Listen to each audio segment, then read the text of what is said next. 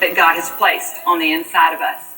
When I was just in my young teenage years, probably 14 or 15, my mother would have me come down to the jewelry store, and she loved having me there. She was so proud of me, and I just remember I was young, and I didn't have a lot of confidence, and I thought, oh, I can't do this. I can't sell expensive jewelry to adults.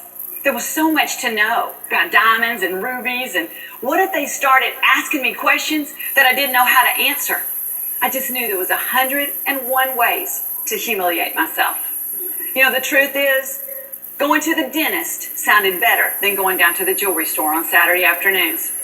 But what I didn't understand at the time was that my mother, she understood my fears and insecurities, but she also knew I had everything inside of me to succeed.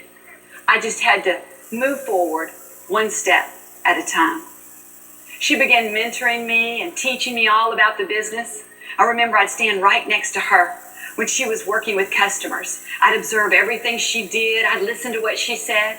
Little by little, I became more comfortable, more confident. I'd kind of interject my own thoughts or my own opinions. And before I knew it, I had my own customers. They'd come in and they'd say, Victoria's holding something for me. Is she here today? I didn't realize it. God was using my mother to help me discover my inner strengths. By stretching me one step at a time, He allowed me to see, as a young girl, that I could succeed, that I could exchange my fears for confidence. And it was in that same jewelry store that I dreaded so much, that was so tough when I was just a young girl, that I met the man of my dreams. He came in one afternoon to buy a watch battery, and you know the story. I sold him a brand new watch. Looks like Mother knows best after all. See, it's in those tough times, in those tough places, that we become strong.